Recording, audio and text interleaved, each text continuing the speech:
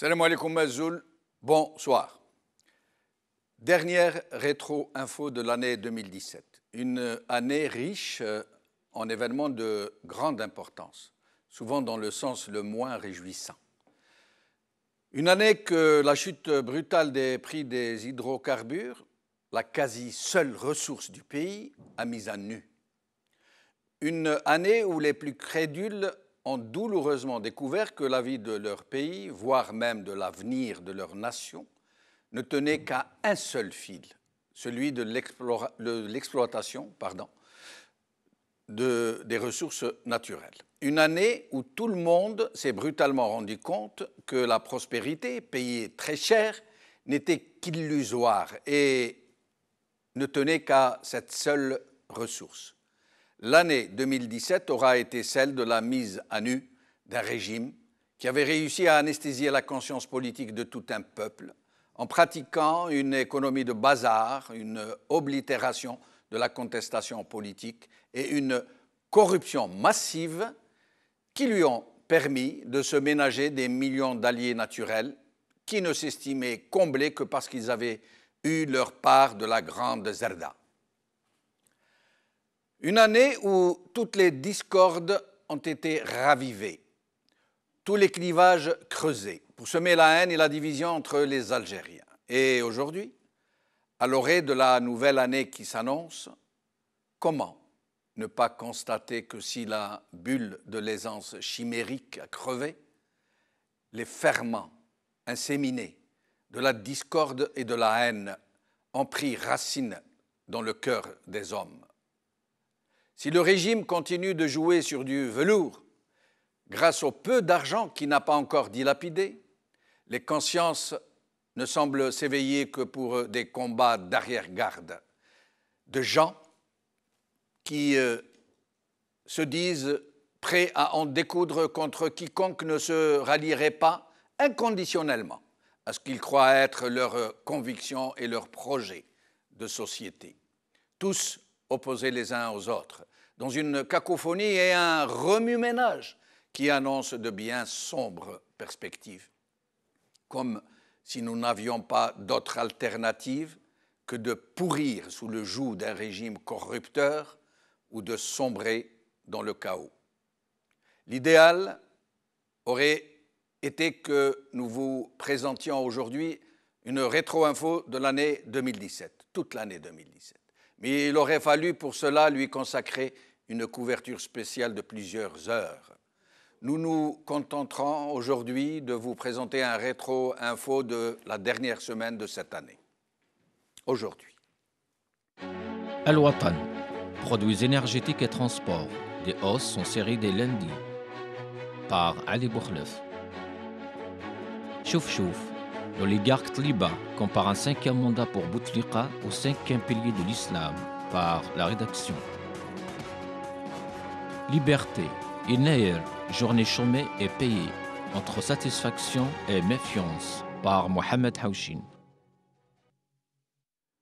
Dernière rétro-info de l'année, donc, et pour en parler, j'ai le plaisir de recevoir ici, sur le plateau, Zoher Ruiz, secrétaire national de Jil Jadid. Merci Zoher d'être avec nous. Bonsoir, merci à vous. Brahim Oumansour, militant et enseignant-chercheur. Merci Brahim d'être avec nous. Bonsoir, merci. Et Nazim Taleb, responsable du mouvement Rachad à Paris. Merci Nazim d'être avec nous. Merci pour l'invitation. Alors, les sujets d'aujourd'hui, de cette semaine du moins, hier, les dispositions de la loi de finances et certaines particularités dont nous allons parler, le 5e mandat et les législatives de 91. Les titres d'abord. Al-Watan, produits énergétiques et transports. Des hausses sont séries dès lundi. Par Ali Bourleuf. Chouf Chouf, l'oligarque Tliba compare un 5e mandat pour Bouteflika au 5e pilier de l'islam. Par la rédaction. Liberté, Inayer, journée chômée et payée, entre satisfaction et méfiance, par Mohamed Haouchin. Désolé de vous avoir repassé 2 fois les titres. Donc, mes chers amis, par quoi nous allons commencer? À votre guise. Yennayer, les dispositions de la loi des finances, le 5e mandat législatif de 91. Moi, je propose de commencer par celui-ci. Cette semaine, on a commémoré, si je peux dire, l'anniversaire de décembre 91 des élections législatives. Et comment ça s'est passé et comment ça a malheureusement dégénéré. Qu'est-ce que vous en pensez avec le recul du temps? Est-ce que les élections que beaucoup considèrent comme les seules, vraiment honnêtes, vraiment transparentes, vraiment qui n'ont pas été, où il n'y a pas eu de fraude ni de bourrage, ont été les meilleures élections depuis l'indépendance? Est-ce que c'est votre avis? Qu'est-ce que vous en pensez? Si je peux oui, permettre de commencer, peut-être si on remet ça dans le contexte de l'évolution historique rapide, sans aller dans les détails, et même internationale, on pourra peut-être comprendre certaines choses. C'est que là, cet événement arrive suite à certaines tragédies déjà économiques qui ont commencé depuis le début des années 80. Oui. Ça a commencé d'ailleurs par le contre-choc pétrolier, la crise économique, l'austérité qui s'est installée depuis, au moins depuis 85-86. Oui. On se souvient tous les files interminables d'attente sur le Fallah, voilà, etc. La fermeture de certaines entreprises. On commence déjà, l'austérité, donc veut dire... ce que veut dire aujourd'hui aussi ce qui s'est... Et octobre 88. Voilà, je viens d'arriver, oui. voilà, j'arrive. Donc, crise économique se suit par une crise sociale, avec tout ce qui est logement, chômage, etc.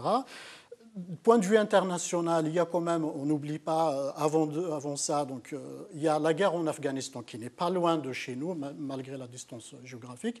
C'est qu'il y a eu cette lutte contre la présence soviétique en Afghanistan, dans laquelle l'Arabie saoudite, qui a émergé pendant ces années comme puissance régionale avec d'autres pays, les Émirats, etc., ont participé à cette guerre contre l'Union soviétique par le recrutement, ce qu'on appelle aujourd'hui djihadistes, islamistes, contre le communisme, l'Union soviétique. Ça s'est terminé justement vers la fin des années 80. Oui. Donc il y a ce qui s'est passé donc, au niveau national. On a les événements 88 qui a déclenché justement on va dire un retour en arrière, en quelque sorte, du pouvoir, du régime, pour une libéralisation politique, donc d'accepter le multipartisme, d'accepter par exemple l'ouverture de la presse. Même si, bon, bien sûr, tout ça ne se fait pas de manière rapide, mais il y a quand même, on reconnaît quand même que c'est un fait à l'époque, vous êtes mieux placé pour le dire. Donc le multipartisme, donc des élections qui arrivent en 91, bien sûr en premier lieu, locales, législatives, et le fils, donc parti de l'époque, parti qui se revendique comme islamiste à l'époque, parmi d'autres mouvances islamistes, avait été soutenu par l'Arabie saoudite, par d'autres pays du Golfe. Juste, ce n'est pas pour diaboliser uniquement le fils, mais plusieurs partis ont des soutiens étrangers, y compris le régime en place. Ça a mené aux élections. Les élections législatives, il faut... D'abord, les élections locales ont été remportées massivement par le parti. Puis on se souvient, c'était un pays en crise, c'était un pays en crise, beaucoup de chômage, pauvreté, il faut le reconnaître. Le parti arrive avec un projet social déjà commencé avant les élections, déjà commencé. Vous vous souvenez des marchés dans lesquels des partisans vendaient des produits moins chers qu'ailleurs, etc. Donc il y avait des soutiens scolaires, des soutiens même financiers à des familles, etc. On peut revenir dessus.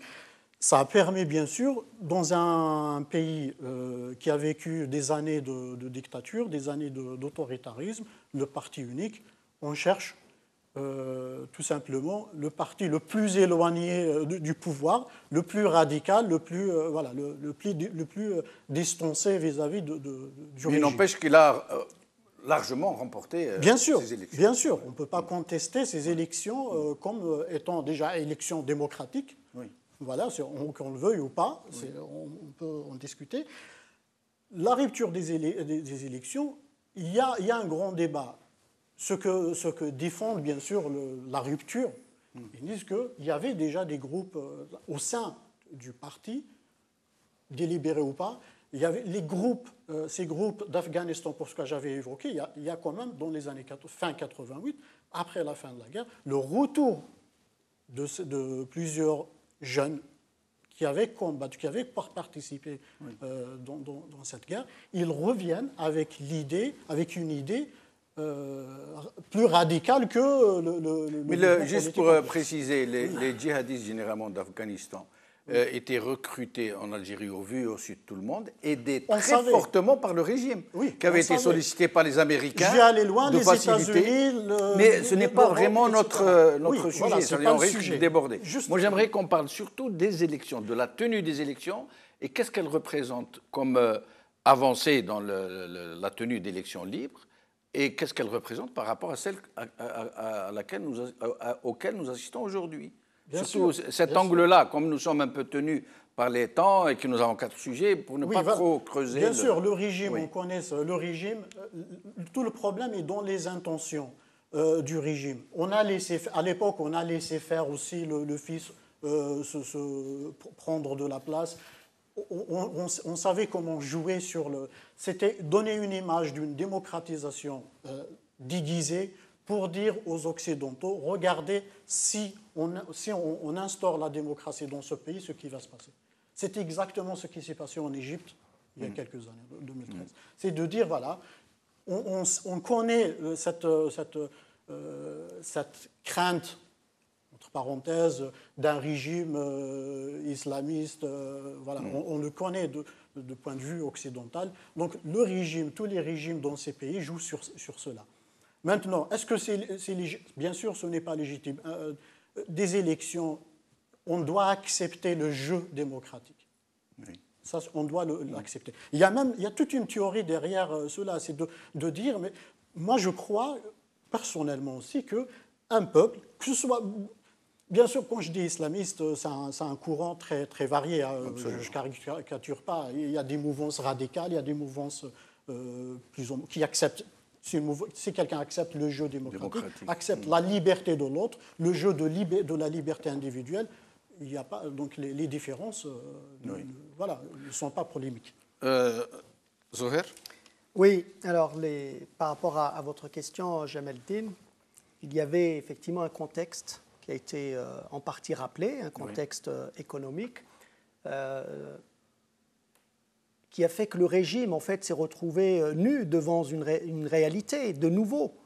On le connaît, on l'a connu en 2017, mais on l'a connu aussi en 1986. C'est la chute brutale des prix des hydrocarbures qui a fait que le régime s'est retrouvé tout d'un coup nu. Il n'avait plus la possibilité de nourrir qui que ce soit. Et comme il n'avait pas préparé, comme en 2017, de la même manière, le même régime, il n'avait pas préparé l'alternative économique, l'Algérie s'est retrouvée devant une situation de soubresaut, comme si on venait subitement d'ouvrir le couvercle de la cocotte minute, et puis un certain nombre de courants, ce qui est tout à fait normal et naturel, ont dû s'exprimer. Et puis ça a donné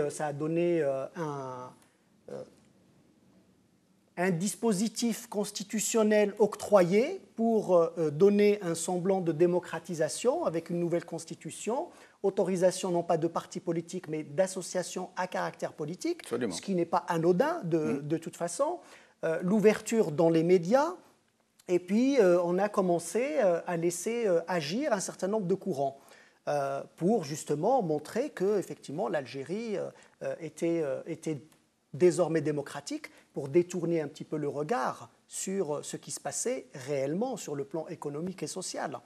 Il y a eu des élections communales, vous l'avez rappelé, largement remportées par le FIS, avec une participation nettement importante. Elle était pratiquement de l'ordre de 65% pour des élections locales.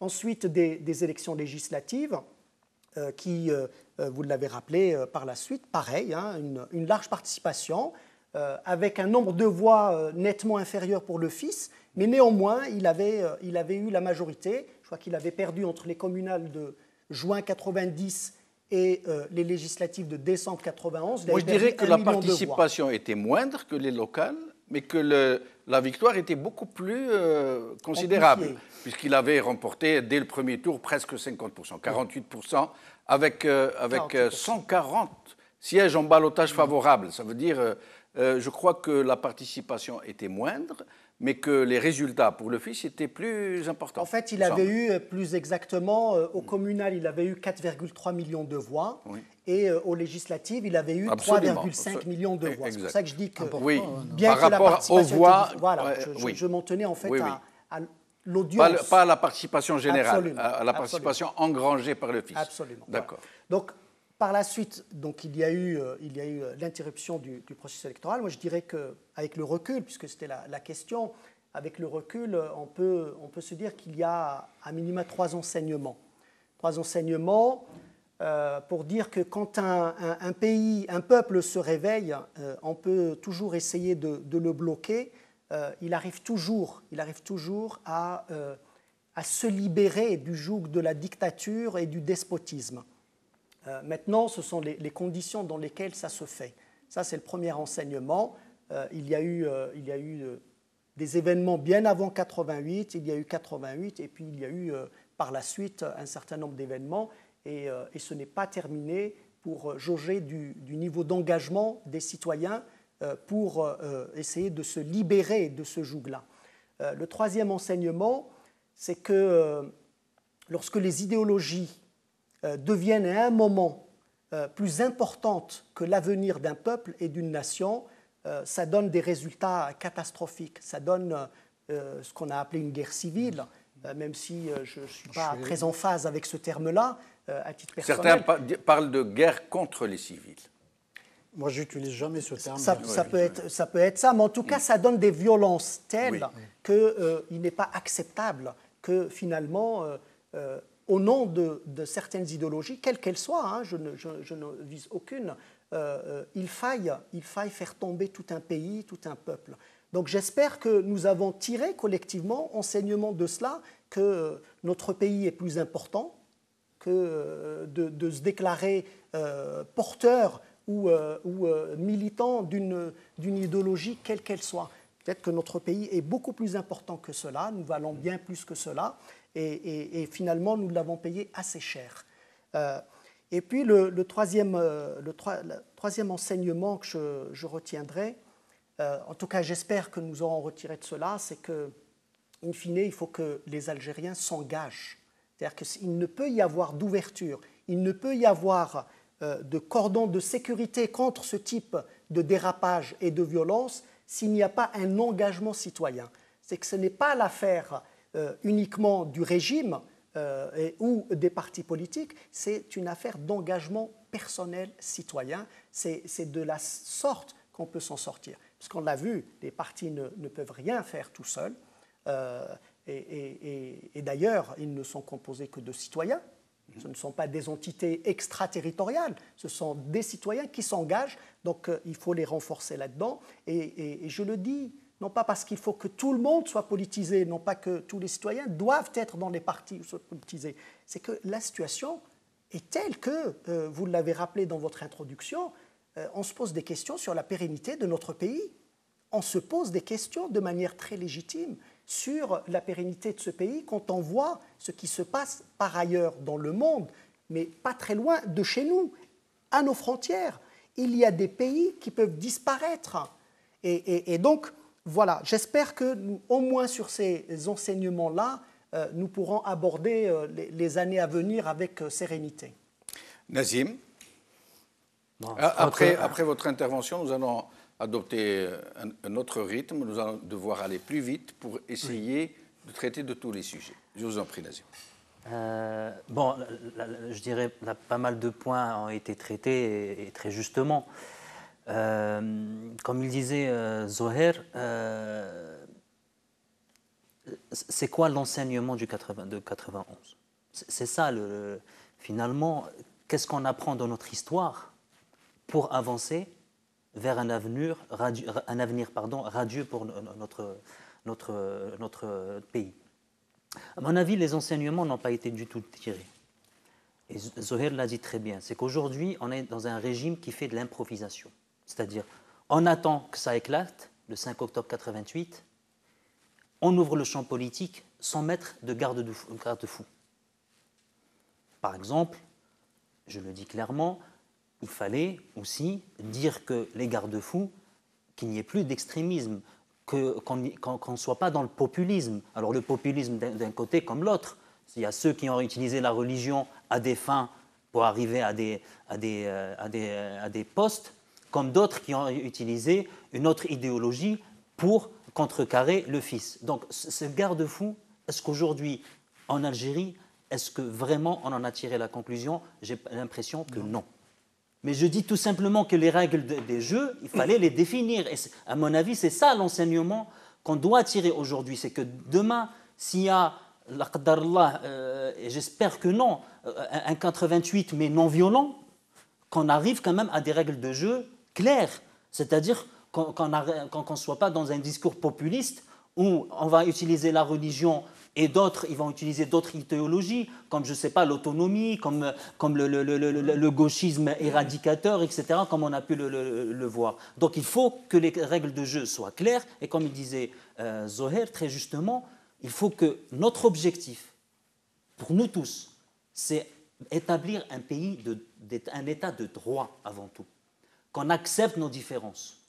Si je suis battu, ben j'attendrai 5 ans. 7 ans, je ne sais pas quels seront les mandats de demain après la chute du régime, mais qu'on accepte nos différences, que vous ayez une vision islamiste, que l'autre il est gauchiste, que l'autre il est d'une religion, l'autre d'une autre religion. Il faut absolument que les Algériens comprennent que le monde il est fait de différentes idéologies, il faut apprendre d'abord et avant tout à se respecter pour bâtir l'Algérie de demain. Si on ne tire pas cette conclusion aujourd'hui, les événements d'octobre, le coup d'État de 92 et la guerre aux civils, et moi je dirais même un politicide qui a été fait, parce qu'il y a eu des villages qui ont été rasés de la carte parce qu'ils ont voté fils, si on ne tire pas cette conclusion-là, on arrivera exactement au même résultat. Et comme disait Einstein, j'aime bien cette expression, idiot celui qui fait 2 expérimentations, les mêmes expérimentations et s'attend au même résultat. Aujourd'hui, on est dans l'improvisation. Le régime, on est en train de faire du bricolage pour arriver aux élections de 2019. Pourquoi pas un 6e mandat? Pourquoi pas un 7e mandat? Et quand ça explosera, on ne sait pas ce qu'on fait.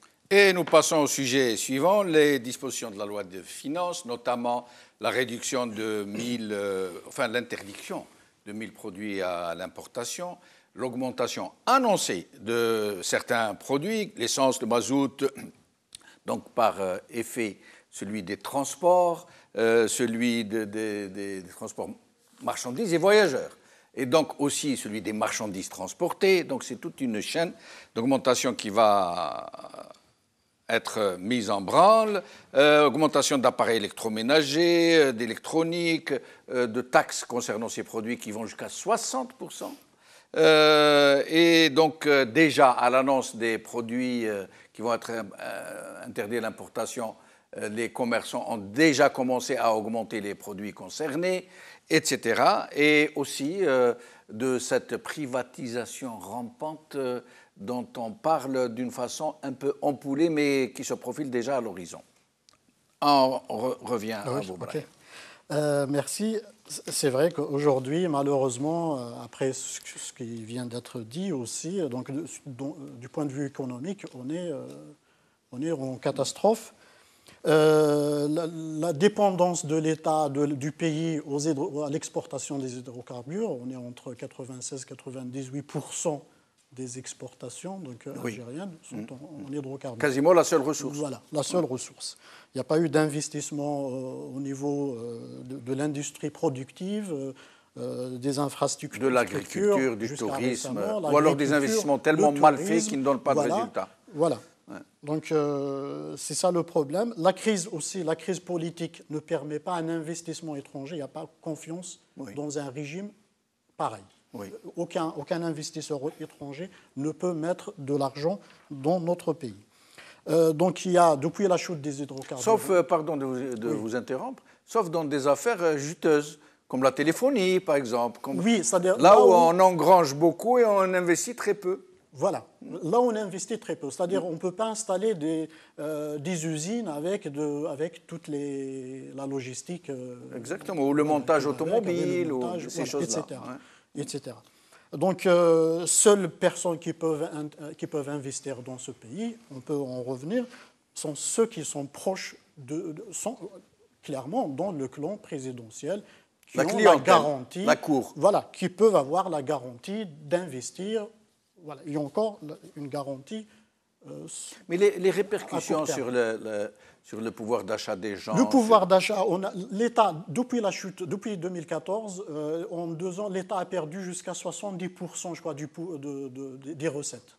Oui. C'est énorme. Vous imaginez quelqu'un qui gagne, dans le jargon donc algérien, 10 millions par mois, et d'un seul coup, on lui donne 3 ou 4 millions, on lui dit débrouille-toi. Ça tient, mais pour quelqu'un qui a assumer les mêmes besoins. Voilà, pour les mêmes besoins. Donc, c'est impossible de tenir. Seule solution, les 3 solutions, c'est le recours, ce qu'on a la planche à billets, donc le recours à la banque. La banque algérienne, la banque... Créer de la fausse monnaie, en fait. Créer de la monnaie. Encore, voilà, donc créer de la monnaie pour pouvoir gérer l'État.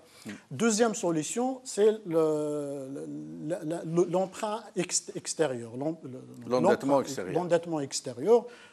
Pour le moment, on évite au maximum le retour au 94. Mais il paraît que c'est sur la table maintenant. Oui, il avait dit qu'il n'en est pas question. On a emprunté en 2016, on a emprunté 900 millions d'euros, il me semble, à la Banque africaine de développement. Et il y a 3 milliards, je crois, de dollars d'emprunts de prêts chinois. Donc la Chine, elle prête de l'argent dans le cadre d'investissement, du soutien à ses investisseurs, pour qu'on comprenne. Donc la troisième solution, c'est de passer, donc c'est pas à court terme, c'est pas dans l'urgence, on peut rien faire.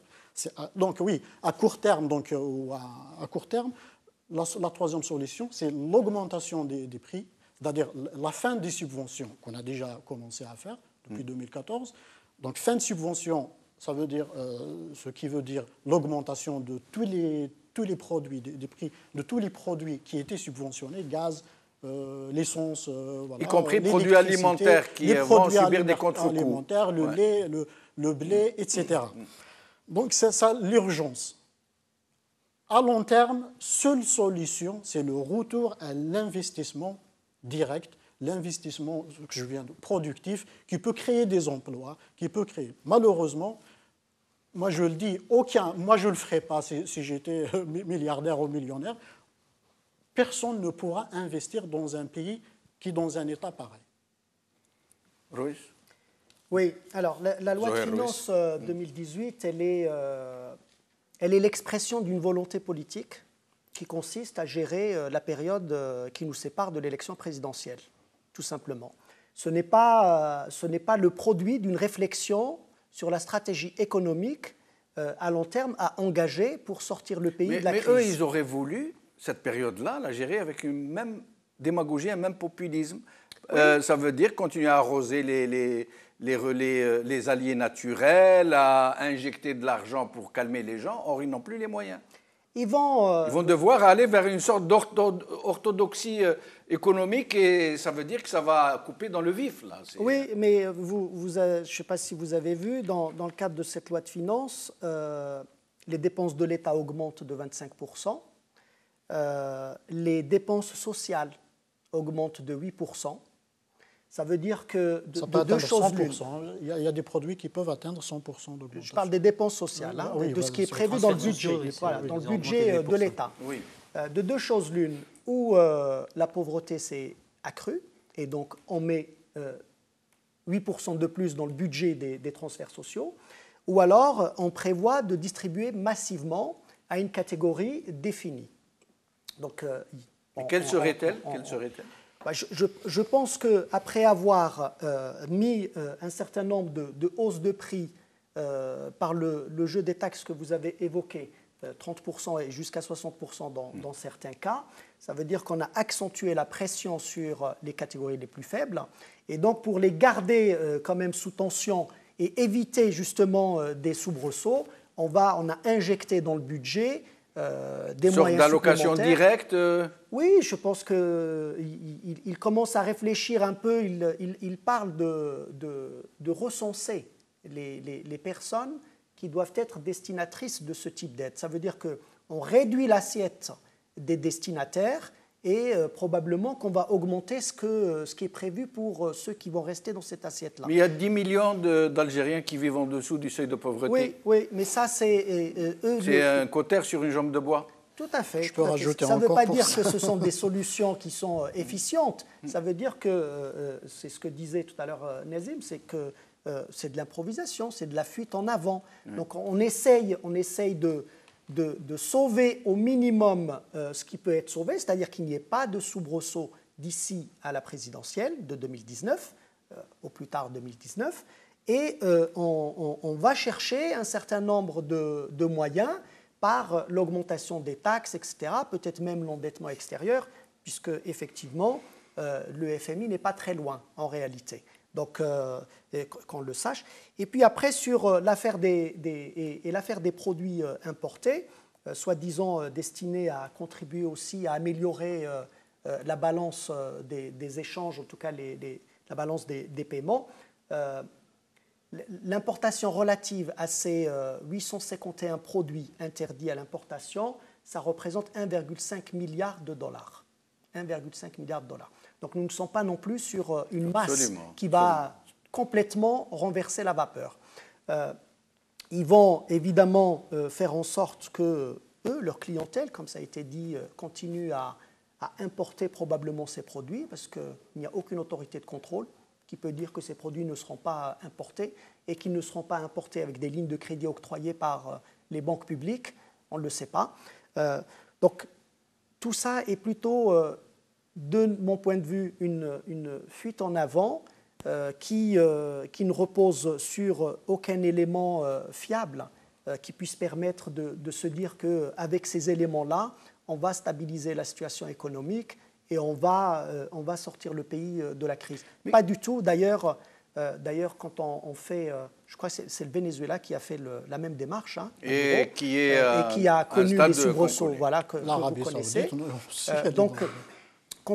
S'il y avait une volonté, une vraie volonté de sortir l'Algérie de la crise, on prépare cette phase d'interdiction d'importation de produits. Comment ? On permet localement la production de ces produits-là.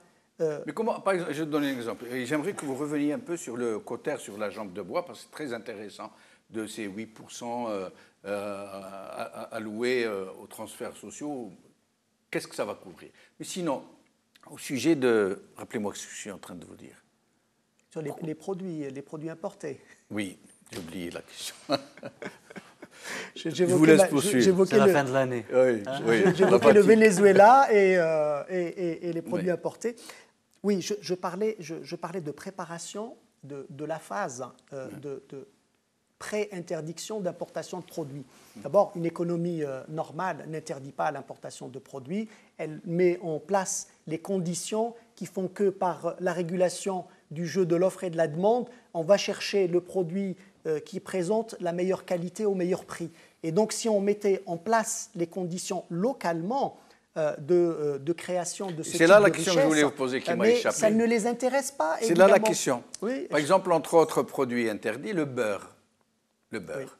Oui. Comment produire du beurre en Algérie, dans un pays où il est impossible de produire du lait ? C'est quasiment impossible, de façon massive, je veux dire, qui puisse satisfaire la demande.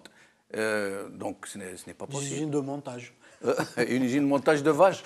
C'est pour ça que je vous dis que ça ne procède pas d'une stratégie destiné à sortir le pays de la crise, mais ça procède de l'improvisation qui a été évoquée tout à l'heure, où on a listé un certain nombre de produits, et je vous ai dit que l'ensemble des 851 ne représente quasiment rien. 1,5 milliard de dollars. Vous rendez compte? Mais peut-être que ce n'est qu'un début. Ce n'est qu'un début, peut-être. Peut-être. Mais en tout cas, ce n'est pas la solution tant qu'on ne met pas en place les vraies conditions de création de richesse à l'intérieur du pays. Et c'est cela qui fera que les Algériens se tourneront. Ça ne se fait pas du jour au lendemain. Non, d'abord, c'est à long terme. Oui, mais j'ai rappelé tout à l'heure les conditions dans lesquelles se sont produits les événements d'octobre 88 et de 91, 86, la chute des prix. On n'a pas non plus, dès cette époque-là, c'est le même régime, hein, c'est le même personnel politique, on n'a pas du tout souhaité créer un environnement économique viable. Donc évidemment, ça ne se fait pas du jour au lendemain, mais la situation est connue depuis des années, il n'y a pas de volonté politique, ça ne les intéresse pas, parce que ce qui les intéresse, ce régime, c'est de continuer à importer, à avoir des commissions et de jouir de aménager les clientèles. Évidemment, payer les clientèles pour se maintenir au pouvoir et non pas d'avoir une classe économique à l'intérieur du pays qui puisse être complètement indépendante de leur corruption. Et si on a le temps, j'aimerais que nous revenions tout à l'heure sur ces transferts sociaux. Oui. Nazim, au sujet de ces interdictions à l'importation, de ces augmentations, de ces restrictions qui semblent être faites dans l'improvisation la plus totale, hein, soit dit en passant. Vous savez, le président Bouteflika, depuis son accession au pouvoir, il disait qu'il faut diversifier notre économie, Depuis 1999, c'est-à-dire que ça fait 18 ans qu'il est au pouvoir, il y a eu 18 lois de finances, ouais. Et toutes les lois de finances, à ce jour, se reposent principalement sur le pétrole et le gaz. Donc, par rapport à ce qui a été dit, je ne vais pas pouvoir redire grand-chose, si ce n'est encore une fois que c'est un régime qui est en échec total, et qui est, au fait, il y a une absence de vision, une absence de clarté, une absence de transparence. C'est des décisions verticales, et même quand c'est des décisions verticales, ça joue du jour au lendemain. Donc pour moi, il y a une loi de finances 2018, 19, etc., ça va tout simplement être d'un échec à un autre. Quand je dis absence de transparence et de clarté, et même de verticalité dans la décision, je veux dire, moi, président, je décide une décision, moi, je suis capable de décider 15 jours le contraire de ce que j'ai décidé il y a 15 jours. Je vais vous donner un exemple concret. Ça vous montre que c'est un gouvernement en échec. D'accord ? Le 11 décembre, on fait un décret spécifiant les conditions pour pouvoir être un acteur de l'automobile en Algérie. Alors, on a inventé des règles farfelues, voilà le taux d'intégration voulu, etc. etc. 15 jours après, on se dit, tout ça, c'est dans la poubelle. Moi, président, puisque c'est toujours au nom du Fakhamatoho, je décide qu'il y aura 10 acteurs.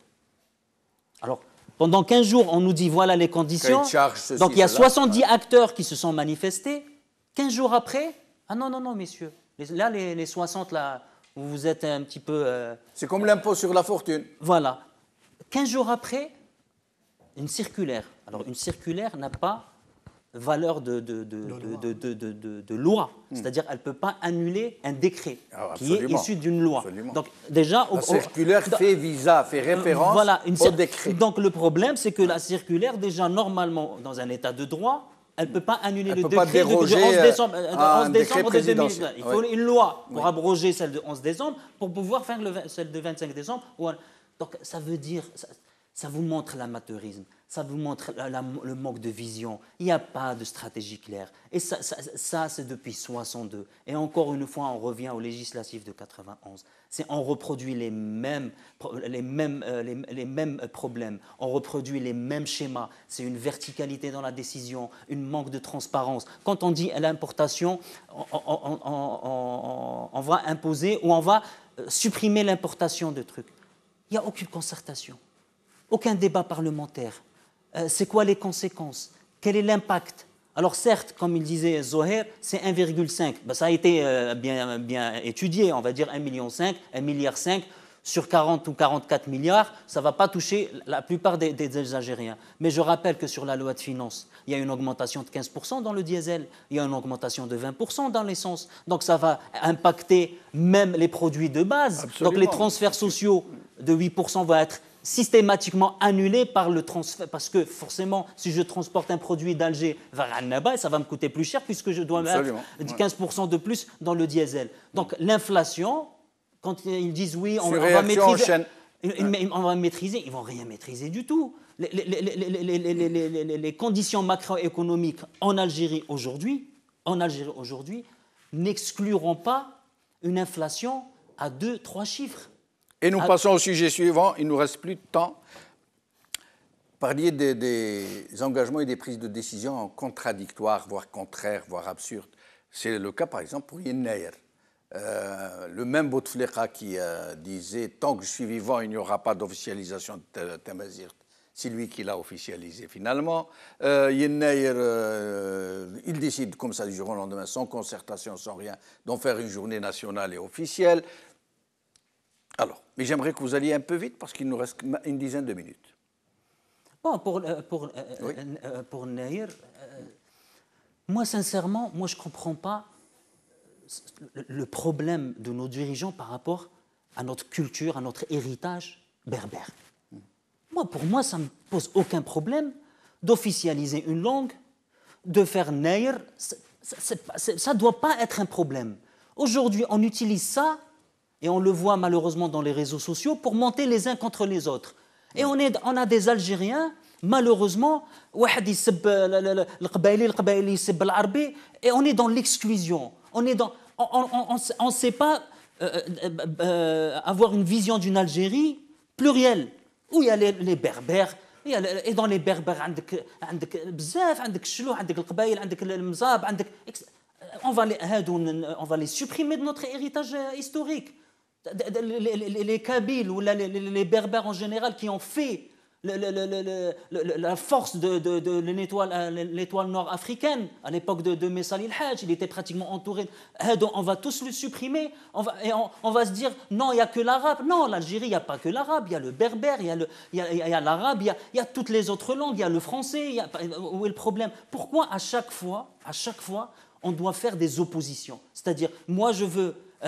Maintenant, les extrémistes aussi existent chez les berbéristes. Alors le berbériste, il veut le kabyle, ou il يسب على العربية ou il يسب في l'islam. Non, l'islam c'est notre héritage, l'arabiya c'est notre héritage, le berbère c'est notre héritage, ça ne doit pas poser un problème. Pas tous les kabyles, hein, certains extrémistes. Je dis certains, j'espère que j'ai dit certains, je n'ai pas dit tout le monde. Bon, voilà, j'insiste sur ce point. Et de l'autre côté, vous avez aussi certains extrémistes العربيه غير يسمع حاجه على القبائليه وهذا اللوبي القبائلي وداير لنا الناير وبغى امبوزي لا لونغ. وين راه المشكل؟ Il est où le problème? C'est notre héritage. Mais le problème de Nayer, qui a été décidé encore une fois en haut, c'est une décision politique.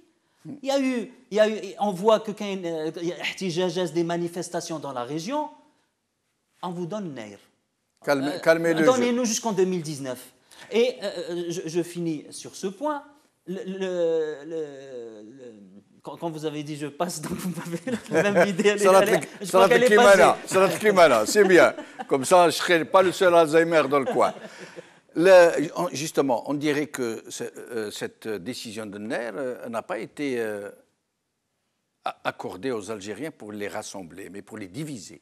Parce que c'est ce à quoi nous sommes en train d'assister en ce moment. Bien sûr, il faut comprendre le phénomène du régime algérien. Comme beaucoup d'autres régimes, on arrive à l'épuisement. L'épuisement d'un régime commence par l'absence d'idéologie. Dans les années 70, on parlait, il y avait socialisme, il y avait une idéologie derrière, l'arabisme, voilà, le nationalisme arabe, etc. Aujourd'hui, il n'y a aucune religion, aucune idéologie. Seul principe, c'est maintenir le régime. Dans ce régime, bien sûr, c'est vivant à l'intérieur. Donc chacun maintient des clans et chaque clan maintient l'autre, etc. Et parfois, on pousse l'autre clan à disparaître, etc. Pour Yannayer et pour Yannayer, bien sûr, c'est une préparation. Ça fait partie de ce maintien du régime.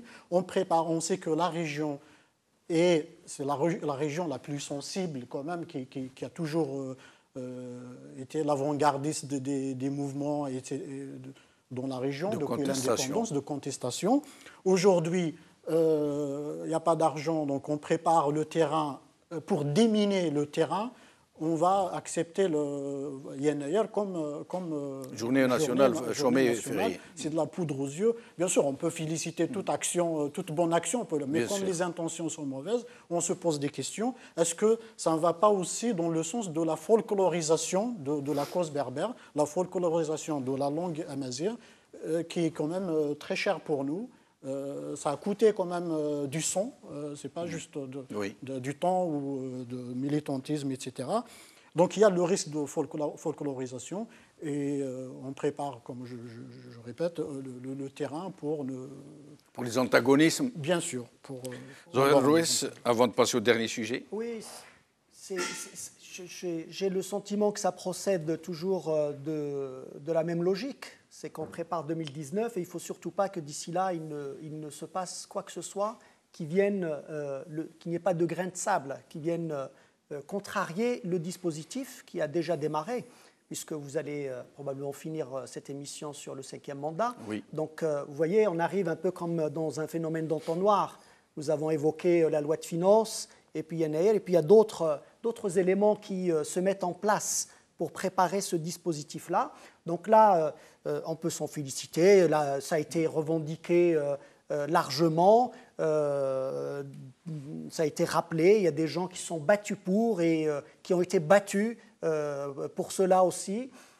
Mais l'intention n'est pas de rassembler les Algériens. L'intention n'est pas d'apaiser la société algérienne en faisant en sorte que l'État algérien se dise, lui, garant de cet apaisement et de cette mise en sensibilité sur ce qui fonde l'identité algérienne. Non, puisque de tout temps, c'est ce même régime qui a refusé que l'identité algérienne s'exprime, qui a tout fait pour qu'il y ait des antagonismes dans la société et qu'il y ait des violences dans la société en jouant de ces fibres-là, justement. Donc, et comme c'est le même personnel politique, et comme c'est le même régime, ce sont les mêmes hommes qui sont à la tête de cet État-là, on ne peut pas penser une minute que subitement ils se sont convertis à la démocratie, aux libertés, à la reconnaissance de la citoyenneté, de l'identité algérienne. Donc on se dit naturellement qu'il y a anguille sous roche. Et donc, anguille sous roche, c'est 2019.